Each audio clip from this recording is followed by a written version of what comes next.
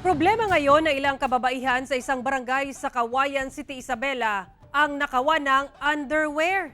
Ito'y matapos madiskubre ang sandamakmak na underwear sa bahay ng isang lalaki sa barangay. Sundan sa report ni Joan Ponsoy ng GMA Regional TV 1 North Central, Luzon. Na nawawala sa kapitbahay din niya.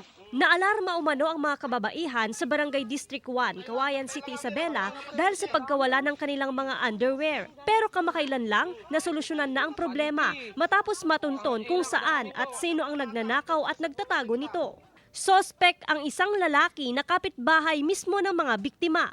Ginagawa raw ang pagnanakaw tuwing siya'y nalalasing at kapag madilim na.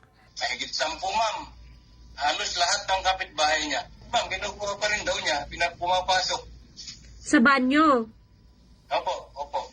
Ang isang biktima, Mayo pa raw ngayong taon nang magsimulang mawalan ng underwear si Andrea, hindi tunay na pangalan. Actually, yung sampayan po kasi namin sa mismong garahe namin. Yung ibang mga damit ko, hindi ko manotice kung nalalaban ko siya. Aksidente lamang din umano ang pagkakatunton sa mga underwear. Nawalan daw kasi ng kalandiuling ang isa sa mga residente at sinabing ang sospek ang huling lumabas ng kanilang bahay. Nilang, siyempre, flashlightan nilang ganyan. Madilim yung bahay niya. Bumungad sa kanya mga bra, ganyan. Tapos nung nagpatawag na kami ng barangay, pag-open ng barangay sa bahay niya, totally talaga bumungad sa damakmak na panty.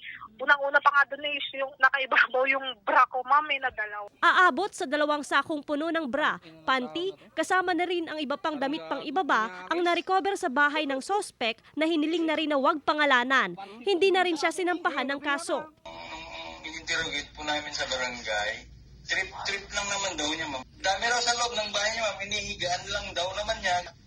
Pinakusap na lang namin yung tao. Napagkasunduan naman nila na umalis na lang siya doon sa lugar na yun.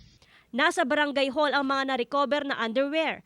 Ang ilan, kinuha na ng mga may-ari at ang iba, posibleng ibaon na lang sa lupa at sunugin na lang dahil madumi na rin ang mga ito. Ayon sa eksperto, posibleng dumaranas sa problema sa pag-iisip ang ilan sa mamay ganitong kondisyon. Kaya importante na maipatingin sila sa mga espesyalista. Mula sa GMA Regional TV 1 North Central Luzon, Joan Punsoy, nagbabalita para sa GMA Integrated News.